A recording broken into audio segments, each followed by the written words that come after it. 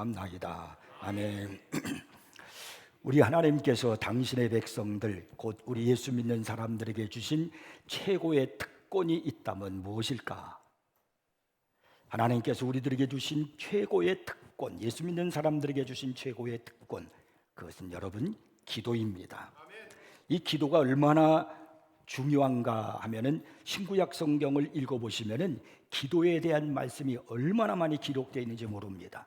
기도하라는 말씀도 많이 기록이 되어 있지만은 기도함으로 말미암아 자신의 인생을 바꾸고 또 하나님의 능력을 경험하고 하나님의 위대한 사람으로 쓰임받은 사람들이 많이 기록이 되어 있습니다. 그만큼 기도가 우리의 신앙생활에 있어서 우리의 삶에 있어서 중요하다는 것입니다.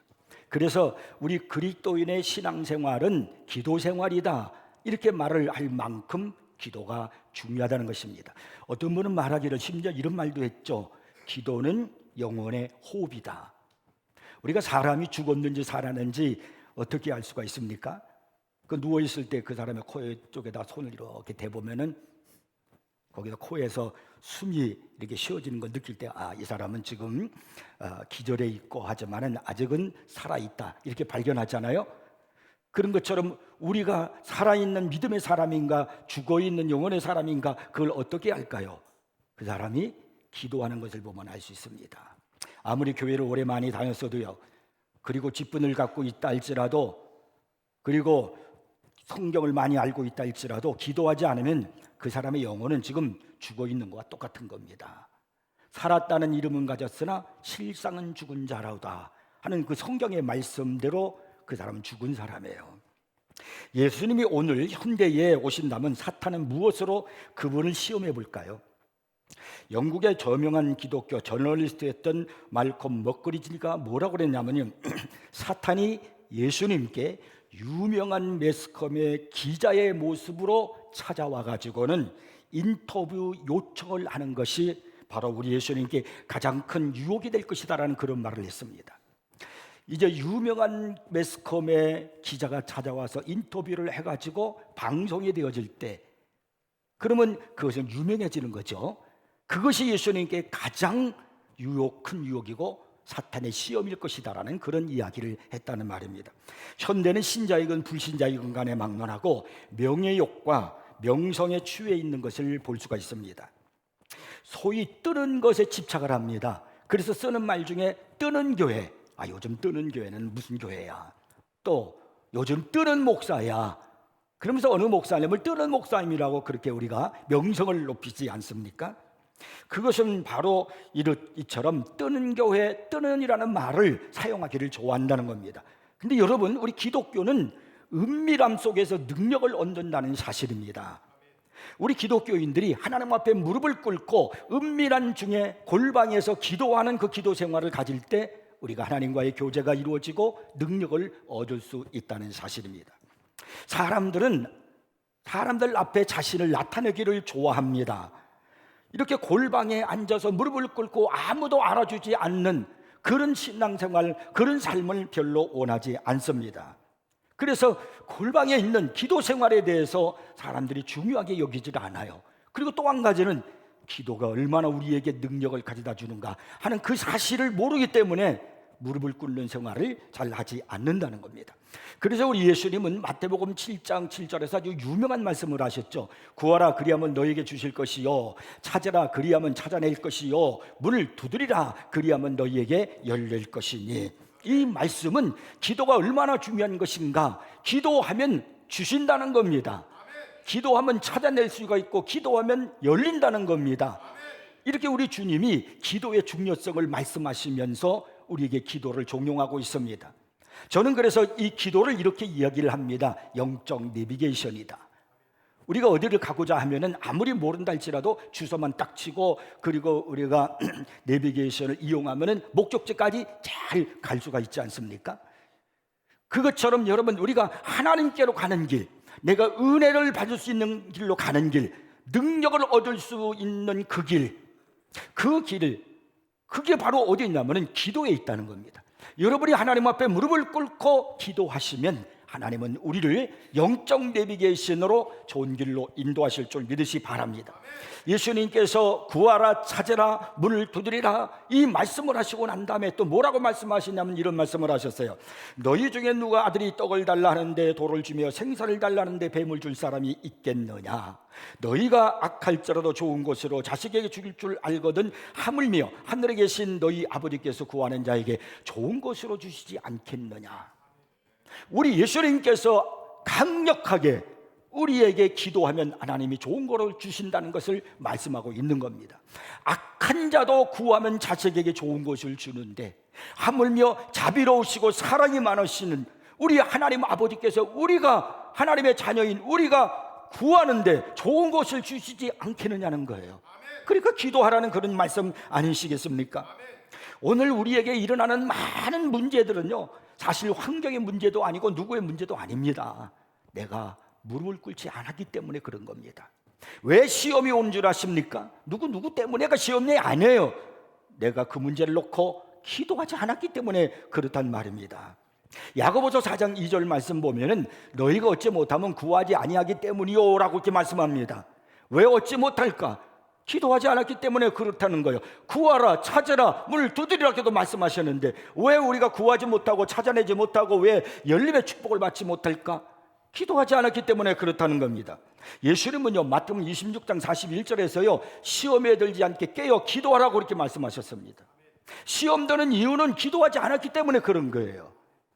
왜 우리가 마음에 여러 가지로 많은 장애물이 있고 그리고 어려움을 당하고 눈물을 흘리고 넘어집니까? 기도하지 않았기 때문에 그런 거예요. 또 데살로니가서 5장 17절에서 유명한 말씀이 있죠. 쉬지 말고 기도하라. 성경 그 어디에도 쉬지 말고라는 이 말을 다른 곳에도 다른 단에다가 이렇게 쓴 것을 본 적이 없어요. 쉬지 말고 기도하라는 이 말씀에만 써놨어요. 그만큼 기도가 우리 생활에 중요하다는 것입니다. 그리고 베드로전서 4장 7절에서는요 만물의 마지막이 가까이 왔으니 지금 오늘 우리 시대예요. 그러므로 너희는 정신을 차리고 근신하여 기도하라 그랬습니다. 정신을 차리고 근신해서 우리들이 해야 할 일이 바로 뭐냐면 돈 버는 일이 아닙니다. 명예를 쫓아가는 일이 아닙니다. 기도하는 겁니다. 그만큼 기도가 중요하다는 것을 말씀하고 있습니다. 기도는 우리로 하여금 하늘로부터 능력을 얻게 하는 길입니다. 이사야서 40장 31절에 유명한 말씀이 있죠. 오직 여호와를 앙망하는 자는 새 힘을 얻으리니.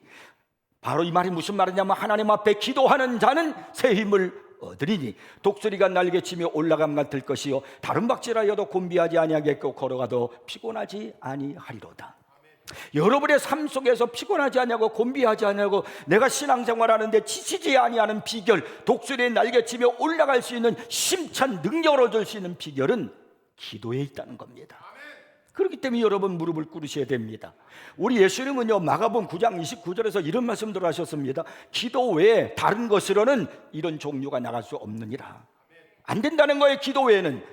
근데 이 예수님이 이 말씀을 하실 때 어떤 일이 벌어졌느냐면은 어떤 한 아버지가 그 아들이 귀신 들렸어요.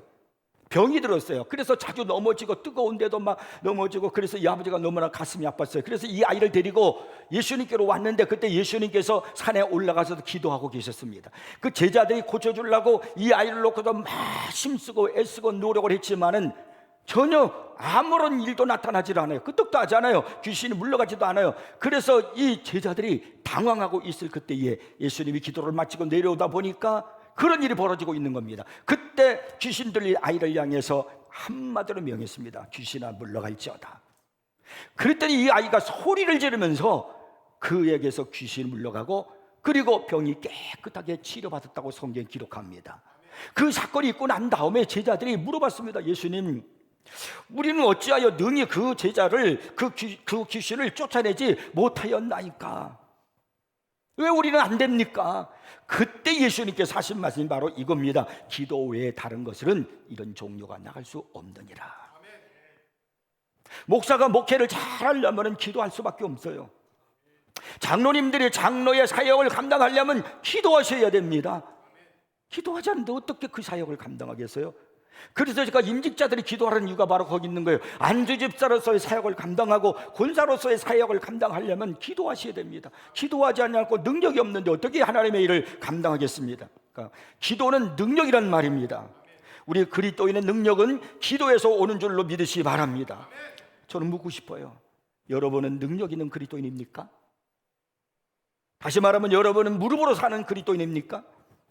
본문은 사사기의 마지막 사사로 기록되어 있는 삼손에 대한 이야기입니다. 인류 역사상 가장 힘센 사람만 우리는 이구동성으로 골리앗이라고 말합니다. 정말 골리앗이 가장 힘센 사람일까요? 그러나 성경 어디를 살펴봐도 그것은 사실이 아닙니다. 물론 골리앗이라는 사람은 큰 체격을 가진 장수입니다. 거인입니다. 성경에 의하면 키가 2m 70이에요. 그가 갑옷을 입었는데 그 갑옷의 무게가 60kg입니다. 그러니까 골리앗이라는 사람은 저 같은 사람 하나를 몸에다가 얹고서 그리고 갑옷으로 삼고 그리고 싸우러 나가는 사람이 얼마나 힘이 세고 큽니까? 크면 그러겠습니까? 그런데 성경을 찾아보면 전쟁에서 그가 한 번도 이겼다는 사실을 발견할 수가 없습니다. 성경 어디를 찾아봐도 그가 승리했다는 기록이 없습니다. 오히려 양치기에 불과한 어린 다윗이 던진 물맷돌 하나에 맥없이 쓰러졌고요, 그리고요 그가 생명이 그냥 거기서 끝나버린 사건이 성경에 기록되어 있습니다. 이것이 골리앗이에요. 그러므로 골리앗을 힘의 상징으로, 거인의 상징으로 규정짓는다는 것은 잘못된 겁니다. 그렇다면 성경에서 말씀하고 있는 가장 힘센 사람은 누굴까요? 그건 바로 삼손입니다. 이 삼손만큼 힘이 센 사람은 없습니다. 성경에 보니까 삼손이 얼마나 힘이 센지요, 한 번은 원수들이 삼손을요 밧줄로 꽁꽁 묶었습니다. 꼼짝 못하죠. 이건 무슨 예조로 이거 움직입니까? 그런데 성경에 기록하기를 삼손이 그 밧줄을 끊는데 불탄 산처럼 그냥 힘이 없이 불에 탄 그 아무 힘이 없잖아요. 그냥 이렇게만 해도 뚝 끊어지는 거죠. 이렇게 끊어버렸다는 거예요. 나귀턱뼈 하나를 가지고 블레셋 군사 1000명을 물리쳤다는 겁니다. 10명만 물리쳐도 지칠 텐데. 또 뿐만 아니라 한 번은 가사의 성문짝과 그리고 두 문설주와 문빗장을 빼어가지고 그것을 모두 어깨에 메고 해버린 앞산 꼭대기까지 올라갔다는 겁니다. 여러분, 옛날에 성문짝이 얼마나 큽니까? 얼마나 그것이 무게가 나갑니까? 근데 그 성문짝과 문설주와 문빗장을 다 빼어가지고 말이에요, 어깨에 메어가지고 그리고 해버린 앞산 꼭대기까지 올라갔다는 거예요. 조금 후에 제가 말씀을 보겠지만은요, 심지어는요 사자를 만나는데 사자를 어린 염소 새끼를 입을 벌려서 찢어 죽이듯이 사자의 입을 벌려가지고 찢어서 죽였다는 거예요. 이게 사람이 할 수 있는 일입니까? 이 삼손이 그렇게 힘이 있었다는 겁니다. 그러면 도대체 이 삼손은 그런 힘을 어디서 얻었을까요? 그게 중요한 거 아니에요? 이런 힘이 도대체 어디서 나왔을까요? 성경 사사기서 14장 6절에 보니까 그 사실을 말씀하고 있어요. 여호와의 영이 삼손에게 강하게 임하니 그가 손에 아무것도 없이 그 사자를 염소 새끼를 찢는 것 같이 찢었으나 그는 자기가 행한 일을 부모에게 알리지 아니하였더라. 여기 말씀 보니까 여호와의 영이 그에게 강하게 임했다는 거예요. 그러니까 하나님의 성령이 그에게 임했을 때 그가 그런 놀라운 힘 있는 능력이 나타났다는 것입니다. 여기서 우리가 알아야 됩니다. 우리 하나님의 자녀인 우리들은요, 저와 여러분은요, 예수를 믿는 순간 여호와의 영이, 하나님의 성령이 우리에게 임하는 겁니다. 그렇다고 하면 우리는 영적인 삼손입니다. 감히 그 누구도 그 무엇도 우리를 이길 수가 없습니다. 우리는 넉넉히 이기며 살아갈 수가 있어요. 그래서 사도 바울이요 로마서 8장 35절 37절에서 이렇게 외치고 있는 겁니다. 누가 우리를 그리스도의 사랑에서 끊으리요? 환난이나 곤고나 박해나 기근이나 적신이나 위험이나 칼이랴? 아니라는 거예요. 그러나 이 모든 일에 우리를 사랑하시는 이로 말미암아 우리가 넉넉히 이기느니라. 이것이 우리 그리스도인의 모습이라는 겁니다. 이렇게 우리가 하나님의 자녀가 되었다는 것은 영적 삼손으로 태어났다는 것입니다. 우리가 그분의 자녀로 태어나는 순간 성령의 사람이 되는 것이고, 성령의 사람이 되었을 때 가장 강한 자가 된다는 이야기입니다. 삼손은 하나님의 특별한 섭리 가운데 태어났습니다. 그리고 복을 받았습니다. 그에게는 하나님의 영이 그에게 강하게 임했습니다. 나아가서 세상에서 가장 강한 자가 되었습니다. 두려워하는 자가 없었습니다.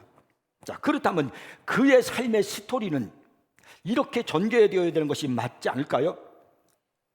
이러한 이유로 삼손 그는 성공했고 이겼고 축복받으면서 승리에 승리를 더했다.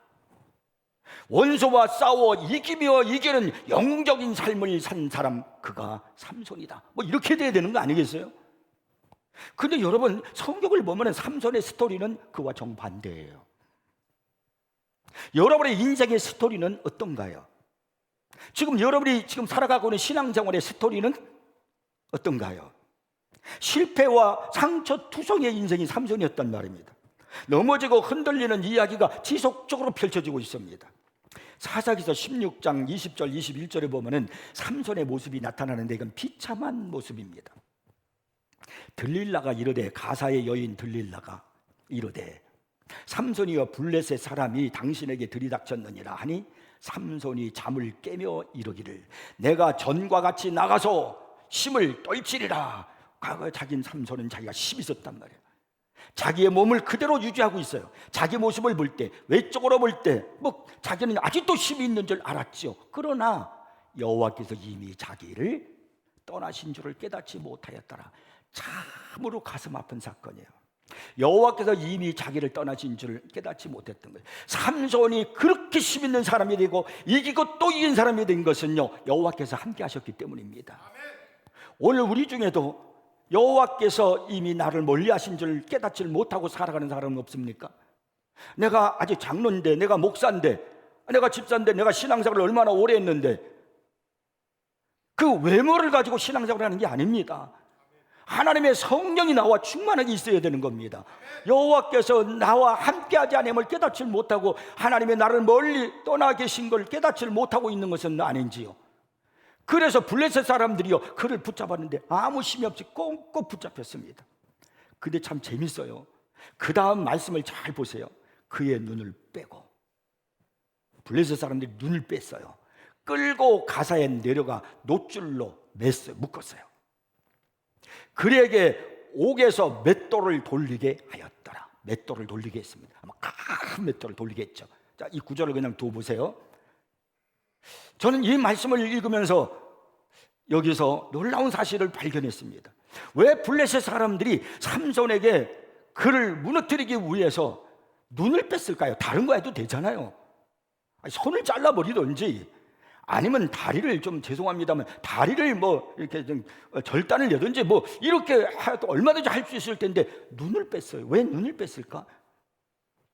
삼손이 가장 먼저 사사가 돼가지고 사사로서의 사역을 처음 시작할 때 성경이 그의 모습을 기록하고 있는데, 조금 후에 이제 우리가 또 성경을 읽겠습니다. 사사기서 14장 1절에 보면 나오는데요. 그때 삼손이 어떻게 했냐면, 삼손에 대해서 삼손이 가사에 내려가서 블레셋 여자를 보고 그랬어요. 삼손의 실패의 원인은 이 보는 것 때문이에요. 초점이 잘못되어 있기 때문에. 하나님 여호와를 봐야 되는데 초점이 여자를 보고 사람을 본 거예요. 그러니까 그의 가장 잘못된 것이 뭐냐면 보았다는 거예요. 그래서 아마도 하나님은 그 상징적으로 삼손의 눈을 빼버린 것이 아닐까. 이것 때문에 사사로서의 사명을 감당 못한 거예요. 그 다음에 그가 밧줄로 묶였는데 불탄 삼천호 다 끊어버렸지만은 이제는 힘이 없으니까 또 묶여서 이제는 과거의 성공이 지금은 실패가 된 거예요. 똑같은 일을 만났지만은 지금은 그 묶인 것을 벗어날 길이 없는 거예요. 과거에는 성문짝을 들고 문빗장을 들고 해보는 앞선 꼭대기까지 힘있게 그가 올라갔어요. 힘을 장자처럼 사람들에게 보였어요. 그러나 지금은 그 힘을 가지고 블레셋에서 맷돌을 돌리고 있단 말입니다. 비참하잖아요. 같은 역사, 같은 일을 했는데 그것으로 과거에는 하나님의 영광을 위해서, 하나님의 능력을 위해서 사용되는데 지금은 비참하게 쓰임받고 있다는 것이 오늘의 말씀이 아닐까요? 이렇게 하나님께 선택된 사사의 모습, 이것이 삼손입니다. 한마디로 그는 철저하게 패배한 사람이란 말입니다. 근데 놀라운 것은요, 이런 삼손의 모습을 성경이 뭐라고 평가하는가를 우리가 알 필요가 있어요. 히브리서 11장 32절에 보면은 이런 말씀을 기록하고 있죠. 내가 무슨 말을 더하여 기드온 바락 삼손, 입다, 다윗 및 사무엘과 선지자들의 일을 말하려면 내게 부족하리로다. 그들이 믿음으로 나라들을 이기기도 하며 의를 행하기도 하며 약속을 받기도 하며 사자들의 입을 막기도 하며. 이 히브리서 11장을 우리는 믿음의 장이라고 그럽니다. 여기에 보면 믿음으로 살았던 기라성 같은 위대한 하나님의 사람들이 기록되어 있어요. 아브라함, 이삭, 야곱을 유시한 모세, 이런 사람들이 거기에 기록되어 있어요. 그런데 이렇게 기록하면서 그 믿음의 사람들이 어떻게 살았는가를 보여주면서 한마디로 그것은 믿음의 명예 전당이라고 그래요. 그것이 히브리서 11장입니다. 그런데 그 믿음의 반열에 삼손이 당당히 언급되고 있다는 사실입니다. 기드온, 다윗, 사무엘과 같은 믿음의 사람들과 같은 위치에 올려놓고 있어요. 아무리 자세히 봐도 삼손을 예외로 취급하고 있지 않다는 겁니다.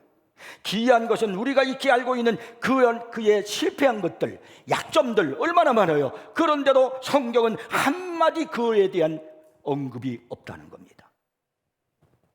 더 나아가서 삼손이 여타 다른 믿음의 조상들보다 부족하다는 뉘앙스조차도 전혀 풍기지 않고 있다는 겁니다. 어떻게 이럴 수 있습니까? 삼손이 무엇으로 믿음의 반열에 당당하게 이렇게 올라 있는 것입니까? 그것이 바로 오늘 본문에 기록이 되어 있어요. 블레셋 사람들이 삼손을 이제 데려다가 자기들의 신을 이제 찬양하고 삼손으로 하여금 제주를 부리게 할 때에 삼손이 하나님 앞에 절박한 기도를 드리는 내용이 오늘 본문입니다. 삼손은 두 눈이 뽑혀서 앞을 볼 수가 없어요. 앞을 볼 수가 없기 때문에 자신에게 벌어지고 있는 상황에 대해서 전혀 알 길이 없는 겁니다. 그러나 귀는 열려 있어서 소리는 들을 수가 있어요. 지금 상황의 소리를 들어보니까, 왁짝지껄 사람들이 떠드는 소리를 들어보니까 자기를 막 저주하는 소리, 조롱하는 소리가 들리고, 그리고 살아계신 여호와 하나님을 자기 때문에 조롱하는 그 소리가 막 들리는 거예요. 삼손은 그 순간에 절박한 상황이라는 걸 알았습니다. 그래서 삼손은요, 두 기둥을 자기 어깨에 의지하고, 그리고 절박한 마음으로 마지막으로 기도하는, 그 심정으로 부르짖어 기도하는 거예요. 그것이 바로 오늘 본문 28절이요. 삼손이 여호와께 부르짖어 이르되 주 여호와여 구하옵나니 나를 생각하옵소서. 하나님이여 구하옵나니 이번만 나를 강하게 하사 나의 두 눈을 뺀 블레셋 사람에게 원수를 단번에 갚게 하옵소서. 삼손의 이 절박한 기도 소리가 들리십니까? 삼손의 생애에서 그가 기도했다는 것은 찾아보기가 힘들어요. 평상시 삼손은 기도하지 않았습니다. 그는 자신의 힘만 의지했습니다. 자기의 현재의 모습만 바라봤습니다. 그러다가 넘어진 거예요. 자신의 현재의 모습만 보지 마십시오. 명예를 보고, 권세를 보고, 그리고 내가 가지고 있는 재물을 보고, 그것만 보고 여러분 그 힘을 의지하여 여러분 자신하지 마세요.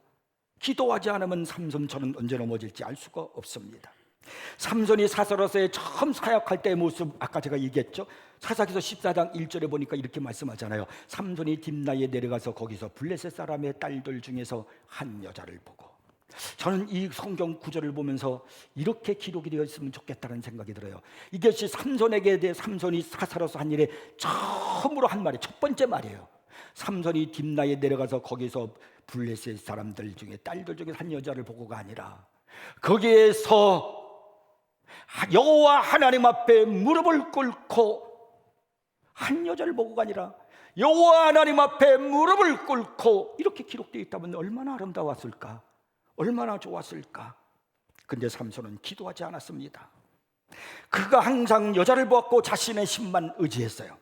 그러다가 하나님의 영이 떠나고 실패한 인생이 되고 만 겁니다. 그러나 오늘 본문은 뒤늦게나마 마지막 순간이라도 그는 깨닫고 부르짖어 기도하고 있는 겁니다. 여러분, 다른 건 몰라도 기도는 결코 늦는 법이 없습니다. 지금이라도 기도하면 역사가 나타납니다. 삼손 보세요. 마지막 순간에 하나님 앞에 절박한 기도를 할 때 역사가 나타나잖아요.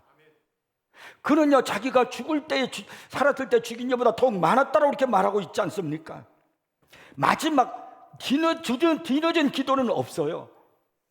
예수님이 십자가에 달리실 때에 양편에 강도들이 달렸습니다. 근데 한편 강도가 예수님께 이렇게 기도합니다. 주여, 당신이 낙원에 이를 때 나를 기억하옵소서.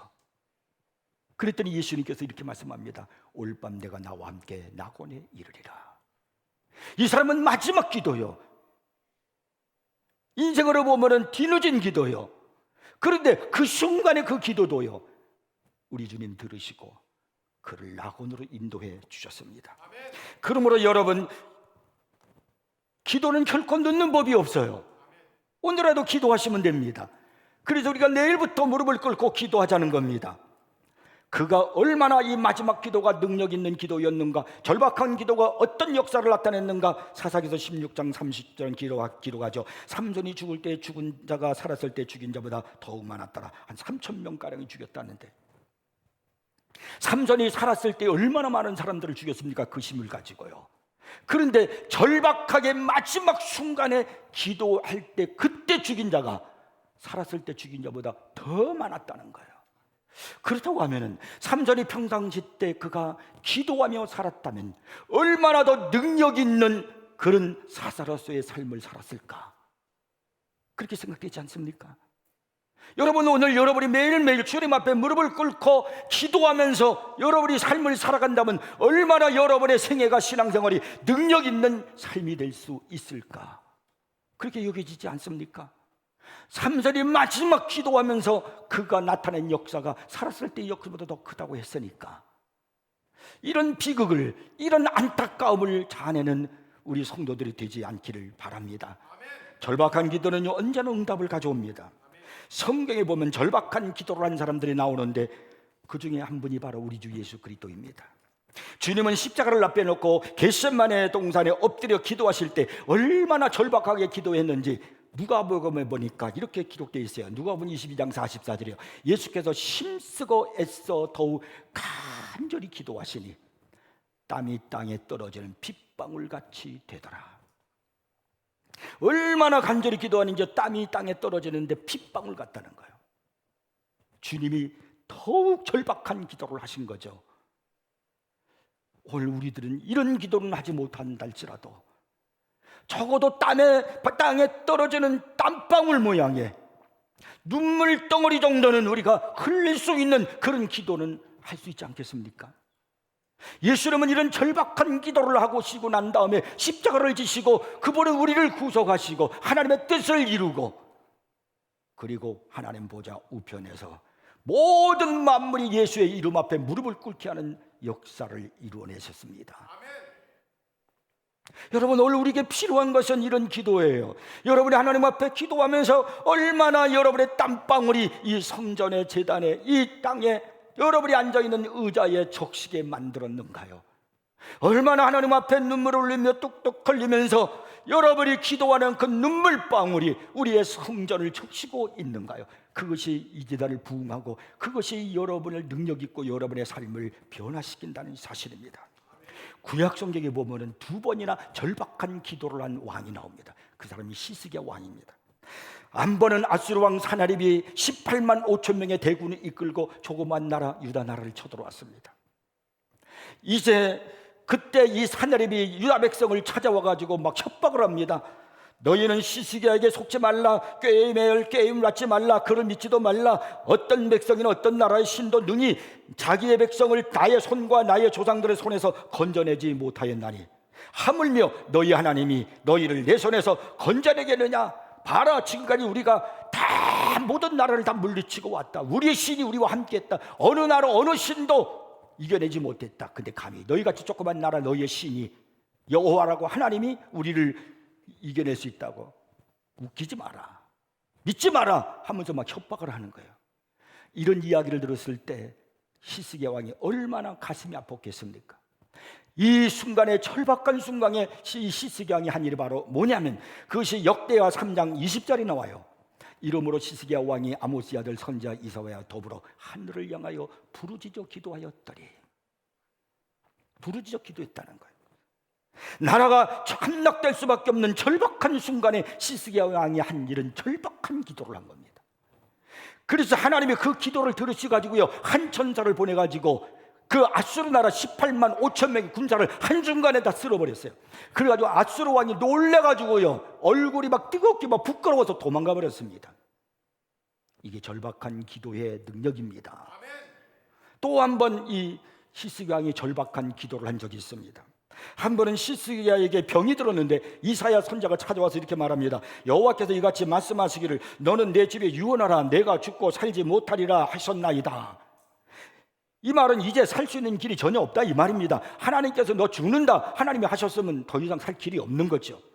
절망적인 순간입니다. 그때 히스기야 왕이 한 일이 뭡니까? 절박한 기도요. 이사야서 38장 3절에 보니까 성경에 그의 기도에 대해 이렇게 기록하고 있습니다. 히스기야가 얼굴을 벽으로 향하고, 얼굴을 벽으로 봤다는 건 아무것도 의지하지도 않고 보지도 않았다는 거예요. 오직 하나님만 봤다는 거예요. 절박한 순간을 말하는 거예요. 여호와께 기도하여 이르되 여호와여 구하오니 내가 주 앞에서 진실과 전심으로 행하며 주의 목전에서 선하게 행한 것을 기억하옵소서 하고 히스기야가 통곡하니. 히스기야 왕이, 한나라의 왕이 통곡하며 기도하는 모습이 느껴지십니까? 절박한 기도요. 이 기도 앞에 우리 하나님은 응답하시는 겁니다. 하나님께서 선지자인 이사야 선지자에게 응답을 주셨습니다. 이사야서 38장 5절 6절에 보니까 이렇게 말씀해요. 너는 가서 히스기야에게 이르기를 내 조상 다윗의 하나님 여호와께서 이같이 말씀하시기를 내가 내 기도를 들었고 내 눈물을 보았노라. 여러분 기도하시면 하나님이 들으십니다. 여러분이 속삭이듯이 작은 소리로 기도해도 우리 하나님은 들으십니다. 그리고 눈물을 보셨다는 거예요. 통곡하는 소리를 우리 주님이 듣고 보신 겁니다. 내가 내 소원에 15년을 더하고 내 생명 15년 연장해 주겠다. 너와 이 성을 아수르 왕의 손에서 내가 건져내고 그리고 내가 또 이 성을 보호하리라. 이 절박한 기도를 하니까 이런 역사가 나타나는 거예요. 두 번이나 절박한 상황에서 두 번 절박한 기도를 했더니 하나님의 응답이 나타났습니다. 예레미야 33장 2절 3절을 말씀합니다. 일을 행하시는 여호와, 우리 하나님은 일을 하시는 분이라는 거예요. 그것을 만들며 성취하시는 여호와, 하나님은 성취하신다는 겁니다. 그의 이름을 여호와라 하는 이가 이와 같이 이르시도다. 너는 내게 부르짖으라. 내가 내게 응답하겠고 내가 알지 못하는 크고 은밀한 일을 내게 보이리라. 능력의 삶을 원하십니까? 하늘의 복을 받고 싶습니까? 이 세상에 영향력을 끼치고 싶습니까? 그러면 하나님의 뜻에 복종하고 무릎으로 사십시오. 세상 일에 닳고 닳아서 지친 우리의 모습은 왜 그렇게 힘들어하고 한숨을 쉴까? 무릎이 닳지 않았기 때문에 그래요. 그리스도인은 입으로 사는 게 아닙니다. 돈으로 사는 것도 아니고 지식으로 사는 게 아닙니다. 우리 그리스도인은 무릎으로 사는 겁니다. 기도보다 앞서지 마십시오. 여러분의 능력은 달아진 무릎에 있다는 걸 잊지 마십시오. 마틴 로이드 존스 박사는요, 산상수훈에 대한 연구에서 이런 말을 했어요. 기도는 의심의 여지 없이 인간 영혼의 가장 고귀한 행위다. 인간은 무릎을 꿇고 하나님과 1대1로 대면할 때 가장 위대하고 숭고하다. 또 스펄전 목사는요, 내가 너무 약해서 몸을 일으켜 무릎 꿇고 기도하지 못한다면 침상에서의 내 기도가 무릎을 꿇고 내 마음이 무릎을 꿇을 것이며 그 기도는 이전과 변함없이 응답될 것이다.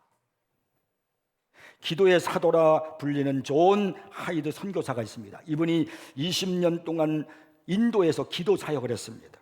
한 번은 이제 맥체인 패터슨과 함께 어느 교회 가서 며칠 동안 이제 집회를 인도하게 되었습니다. 하이드는 늘 그를 했던 것처럼 자기 숙소에 들어박혀서 그는 기도에 전념했고 패터슨은 메시지를 전하는 일을 담당했습니다. 그런데 이상하게 집회 분위기가 너무나도 냉랭하고 가라앉아 있어가지고요, 반응이 쌀렁한 거예요.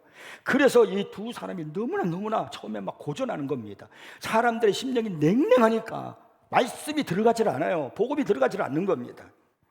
그때 패터슨이 뭐라고 그랬냐면요, 그렇게 매일 밤 집회를 가졌지만 죽은 것처럼 차갑게 가라앉은 분위기는 좀처럼 바뀔 기미가 보이지 않았고, 친구 존 하이드는 영혼들을 구원하기 위해 무거운 기도의 짐으로 더욱 수척하고 초조해지는 것만 같았다. 그때 상황을 그렇게 말했어요. 근데 시간이 막 흘러서 집회의 이제 마지막 날이 되었습니다. 더 이상 이런 분위기로 집회를 마칠 수 없다고 생각한 하이드는요, 이제 절박한 기도를 하는 거예요. 마지막 날을 놓고 절박한 마음으로 하나님 앞에 부르짖어 기도를 했습니다. 그리고 페트로스는 그 냉랭한 분위기 속에서 절박한 마음을 가지고 그는 목을 다해서 하나님의 복음을 전했습니다. 그런데 예배가 끝날 무렵 원주민 한 사람이 앞으로 나오더니 한마디 해도 되겠느냐고 물어봤습니다. 페트로스는 고개를 끄덕이자 그 사람이 이제 말하기 시작합니다. 여러분, 저는 이번 집회 기간 내내 하나님을 거역하다가 이제야 굴복하고 말았습니다. 요즘 우리 마을에서 유명한 페르시아 양탄자를 팔고 있다는 것을 모두 다 알고 계실 겁니다. 그래서 저도 한 장을 사기로 마음먹고 값이 너무 비싸면 정부 예산으로 구입해서 제 사무실에 깔고, 그 사람은 정부의 고위 관리였거든요. 값이 싸면 제 돈으로 구입해서 집에 깔겠다는 계획을 세웠습니다. 근데 매번 집회에 참석할 때마다 그 양탄자가 눈앞에서 어른거려가지고 왔다 갔다가, 이 말씀을 들으려면 집회에 설교를 하는 페트로스 목사를 바라봐야 되는데 그걸 바라보질 못하고 자꾸 자기 눈앞에 양탄자만 왔다 갔다 해가지고 집중할 수가 없었습니다. 그런데 오늘은 계획이 반대로 바뀌었습니다. 그 양탄자가 비싸면 제 돈으로 사고 싸면 정부 예산으로 구입해서 사무실로 갖다 놓기로요. 심히 부끄러운 죄이지만 여러분 앞에 고백합니다. 하나님 앞에 회개합니다. 그 자기의 마음을 바꾼 거죠. 비싸면 정부 예산으로 사서 사무실에 갖다 놓고 싸면 내 돈으로 사서 내 집에 갖다 놓다는 거예요. 그렇게 생각했다는 거예요. 이분은요, 그 교회 장로였습니다. 그가 그렇게 심중의 죄를 자복하면서 하나님께 용서를 구하자요, 그 말을 들은 교인들이 전부 다 감동을 받아가지고 막 눈물을 쏟아내기 시작하는 겁니다. 그랬더니 차갑게 냉랭에 가라앉아만 있었던 그 교회 분위기가 갑자기 뜨겁게 달아오르더니 집회가 끝나기 전에 수많은 사람들이 자신의 죄를 자복하고 성령의 놀라운 은혜가 임하게 됐다는 겁니다. 이때 이 페트로스 목사님이 집회를 마치면서 이렇게 이제 그 집회의 결론의 이야기를 했습니다. 그 다음에 일어난 일들은 말로는 도무지 설명할 수가 없었습니다. 이 교회는 고린도 교회처럼 서로 성도들끼리 원수처럼 싸웠던, 분열이 있었던 그런 교회인데 이제는 다시 사랑의 한 가족이 되었습니다. 꽁꽁 얼어붙었던 교인들의 심령이 주님의 영광의 화염에 완전히 다 녹아버렸습니다. 실로 놀랍고 은혜로운 집회였습니다. 집회 기간 내내 주님과 깊이 교제하였던 그 하이드는, 그 장로의 눈에 가려서 복을 가로막았던 그 양탄자가 기도하는 가운데 자꾸 이 하이든의 눈앞에 그것이 보였다는 거예요. 그리고 환상을 본 거죠, 기도하면서. 그렇지만 자신을 나타내지 않고 오직 하나님께만 영광을 돌려드리기 위해서 그에게 미리 말하지 않았습니다. 이렇게 마지막 말을 그에게 남긴 거예요. 이 이야기는 절박한 기도가 가져온 하나님의 놀라운 역사와 은혜를 얘기해 주는 겁니다. 여러분, 겸손한 마음과 무릎을 꿇는 기도는 위대하다는 겁니다. 그러나 절박한 기도는 더 위대합니다. 예수님께서 하신 그 절박한 기도를 우리 모두가 본받기를 바랍니다. 쉬지 않는 기도로 여러분이 살아있다는 증거를 보여주시면서 살아가기를 바랍니다. 예수님의 기도했던 그 모습이 생각나는 찬송이 있습니다.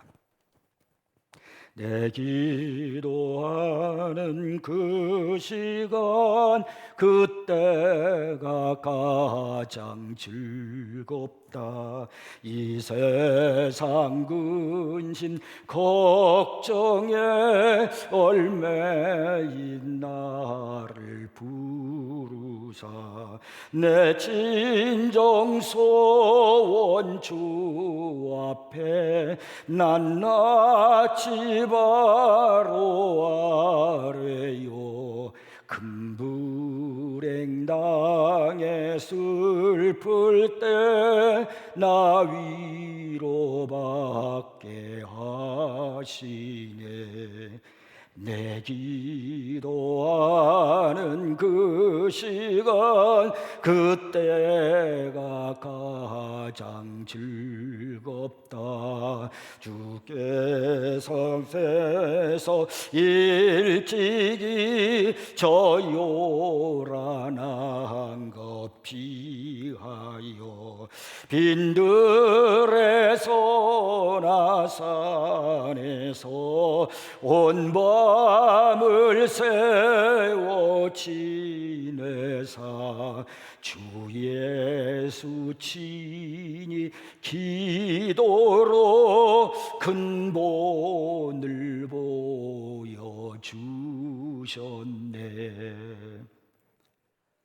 주님은 전혀 기도할 필요가 없는 분이십니다. 근데 그분은 온 밤을 세워서 찬 마음으로 빈들에서나 산에서나 하나님 앞에 기도했다는 겁니다. 야고보서 5장 16절에 보니까 의인의 간구는 역사는 심히 큽니다라고 말씀합니다. 기도는 어떤 상황을 만나든 간에 그 상황을 바꾸는 힘이 있습니다. 안 된다고 힘들다고 말하지 마시고 기도하십시오. 조엘 비키는 말하기를 기도는 탄원서라다 그런 말을 했어요. 탄원서다. 하나님 앞에 하늘에 탄원서를 올리는 것이 기도라는 거예요. 여러분의 탄원서가 하늘에 응답될 줄로 믿으시기 바랍니다. 요한일서 5장 14절에 보니까 그를 향하여 우리가 가진 바 담대함이 이것이니 하나님을 향하여 우리가 가진 바 담대함은 이것이다. 무엇인가? 그의 뜻대로 무엇을 구하면 들으심이라. 우리가 기도하면 들으시는 것, 이것이 우리의 담대함이라는 거예요. 이제 이 말씀을 붙들고 기도하는 성도들이 되기를 바랍니다. 여러분이 살아있는 신앙의 모습을 기도가 살아있는 모습으로 보여주기를 바랍니다. 절박한 기도를 하십시오. 여러분, 세상에는 그냥 되는 것이 없습니다. 기도가 여러분의 인생을 바꾸고 그리고 여러분의 가정, 여러분의 자녀를 움직일 수 있습니다. 불평 원망이 아니라, 좌절이 아니라 무릎을 꿇으세요. 절박한 기도를 하는 우리 모두가 내일부터 있어지기를 주의 이름으로 축복합니다. 기도하겠습니다.